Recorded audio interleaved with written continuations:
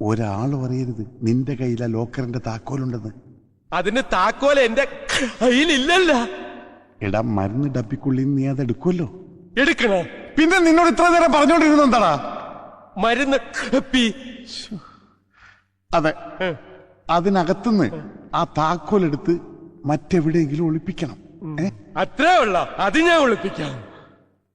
ആരും അറിയരുത് അത് നിന്റെ കയ്യിലുണ്ടെന്ന്. ഒളിപ്പിച്ച് കഴിഞ്ഞ പിന്നെ എന്റെ കാണൂലല്ലോ. എങ്കിലും അത് നിന്റെ കയ്യിലാണല്ലോ ഉണ്ടാവുക. എന്റെ കയ്യിലില്ലല്ലോ, ഞാൻ ഒളിപ്പിച്ചു കഴിഞ്ഞില്ലേ. എടാ, നിന്റെ കയ്യിൽ വന്നതിന് ശേഷമാണല്ലോ അത് ഒളിപ്പിച്ചു വെക്കുക. ഒളിപ്പിച്ചു കഴിഞ്ഞ പിന്നെ എന്റെ കാണൂലല്ലോ. എടാ കഴുത, താക്കോൽ എവിടെ നിനക്ക് അറിയില്ലേ?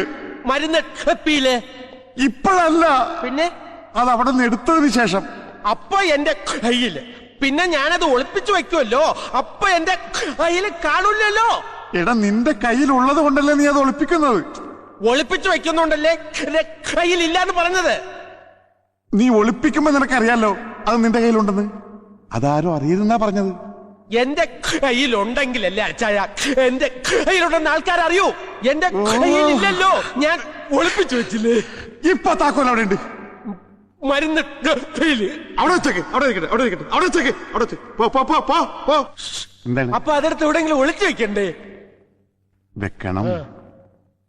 അതവിടെ നിന്ന് എടുക്കുമ്പോ നിന്റെ കയ്യിലുണ്ടാവും.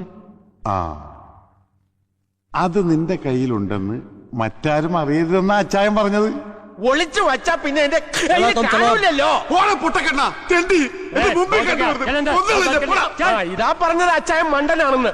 വെറുതെ അല്ല ജയിലിൽ കിടക്കണത്.